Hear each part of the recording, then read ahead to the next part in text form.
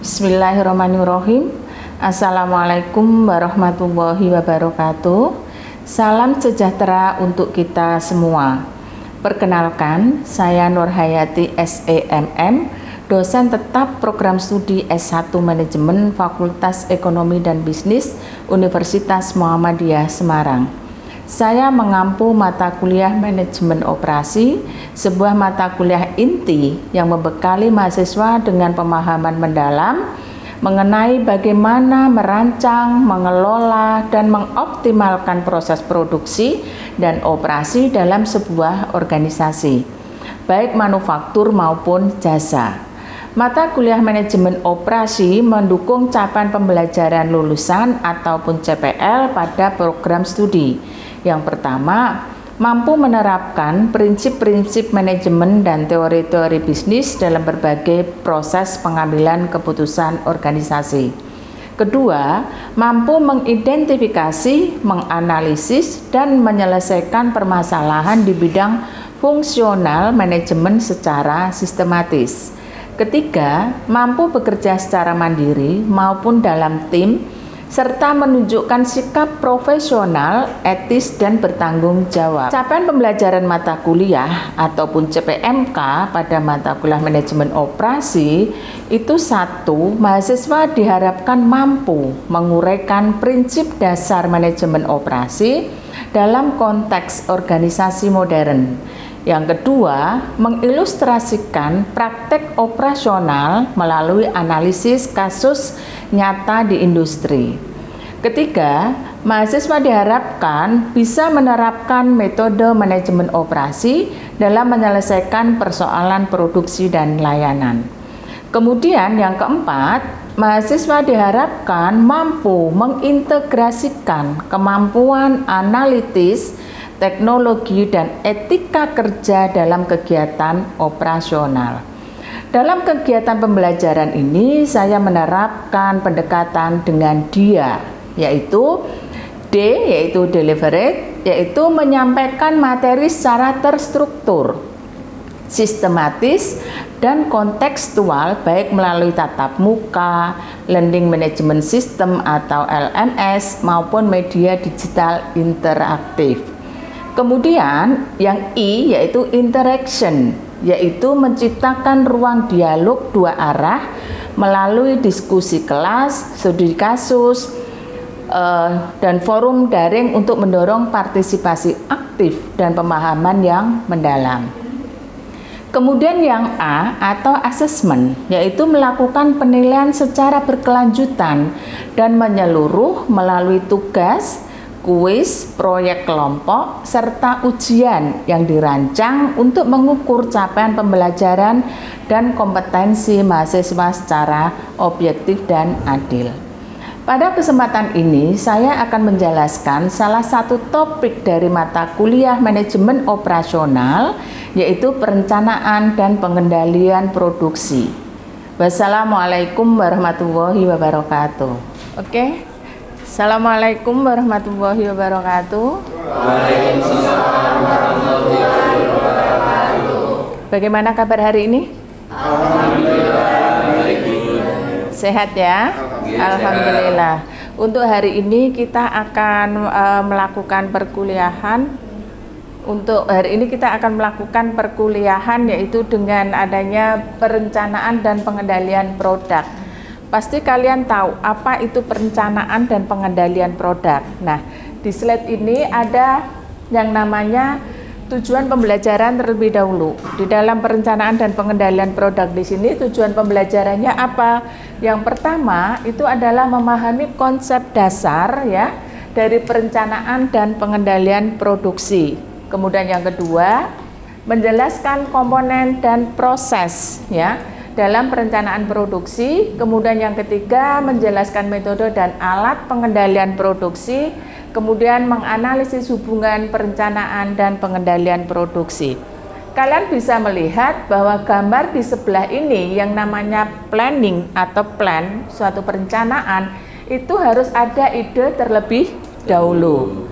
Oke, kita lanjutkan di slide selanjutnya. Nah, perencanaan produksi adalah proses menentukan sumber daya, waktu, kemudian urutan aktivitas untuk memproduksi barang atau jasa secara efisien.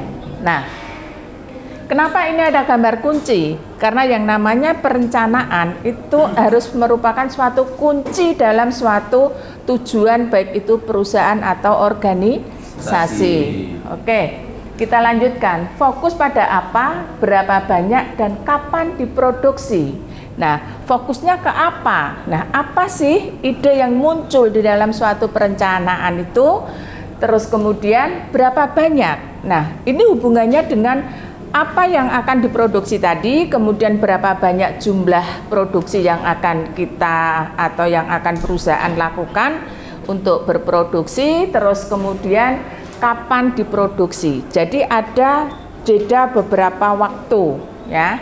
Terus next di sini tujuan dari perencanaan produksi yang pertama yaitu memastikan ketersediaan produk sesuai permintaan, kemudian menjaga efisiensi, terus kemudian ada menyeimbangkan kapasitas dan meminimalkan biaya operasional.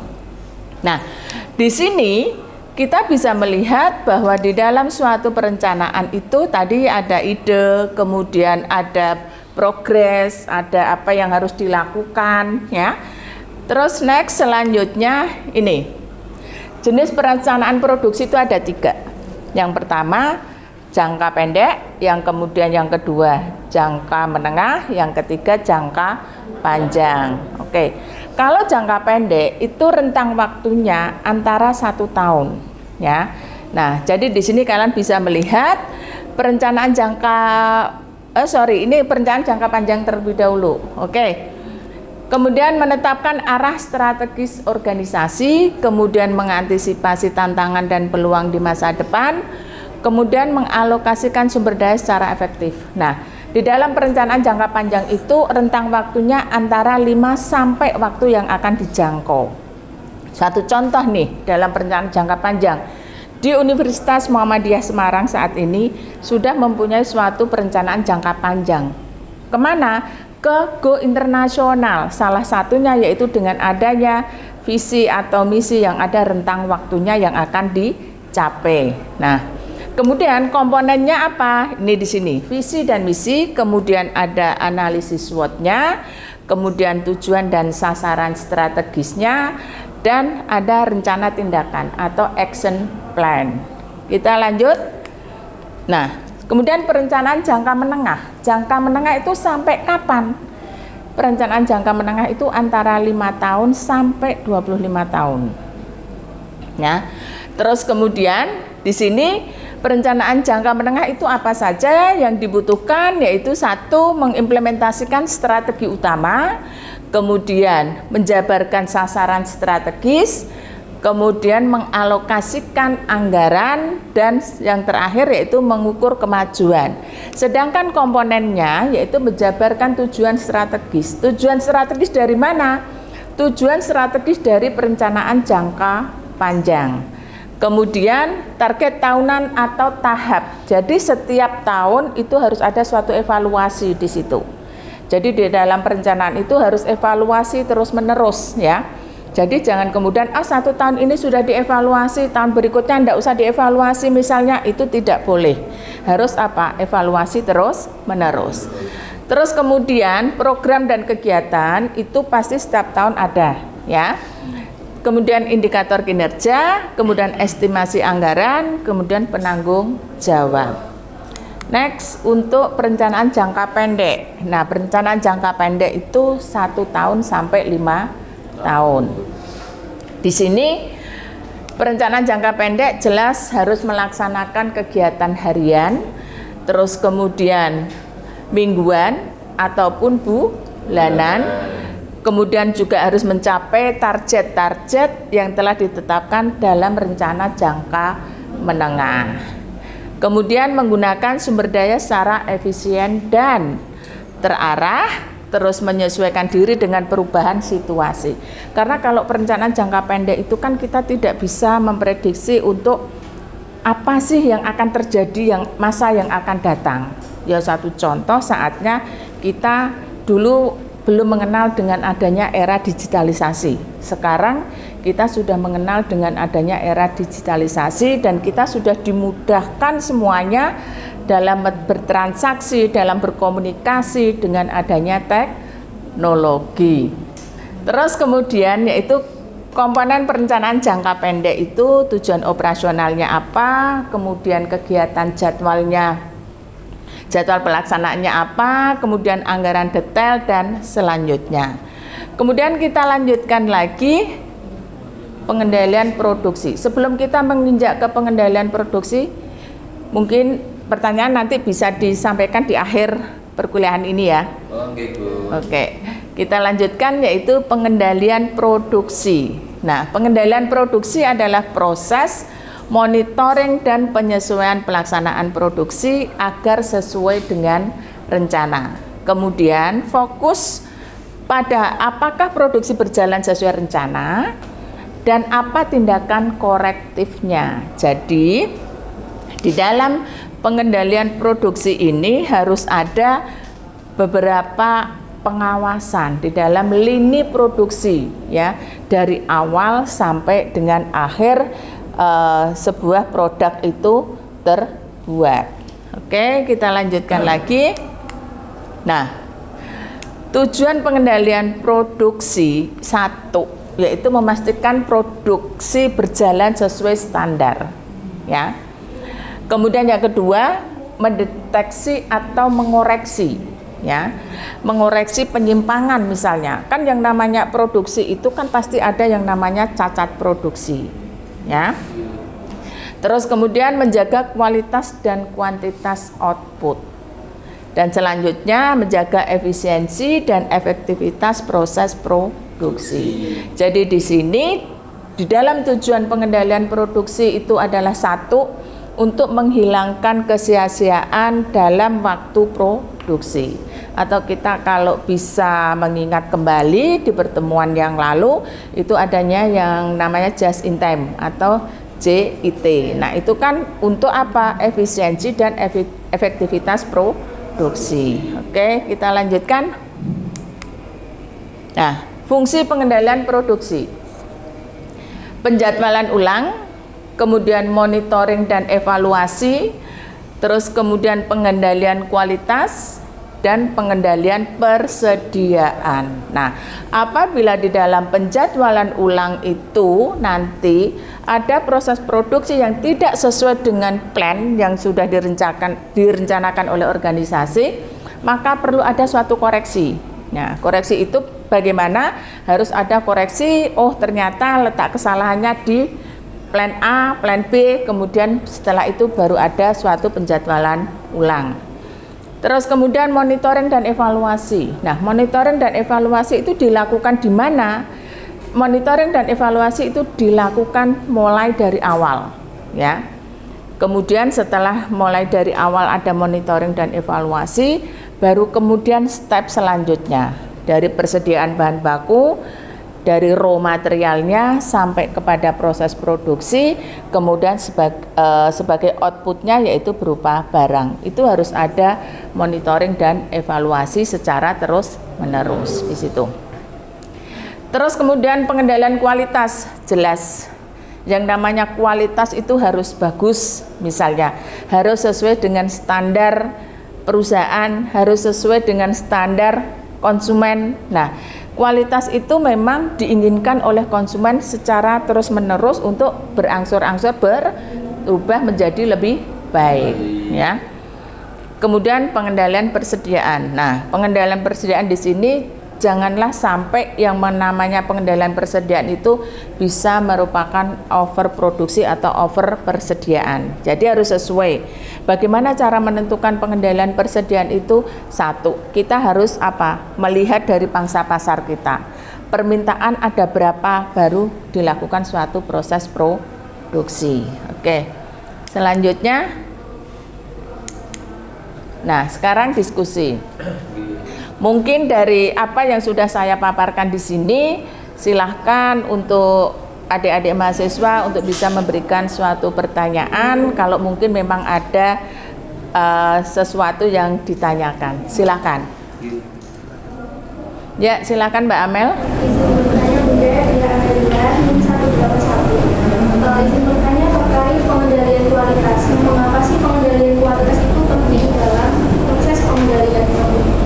Oke, satu. Mungkin ada lagi? Silahkan, Mas. Oke, Bun.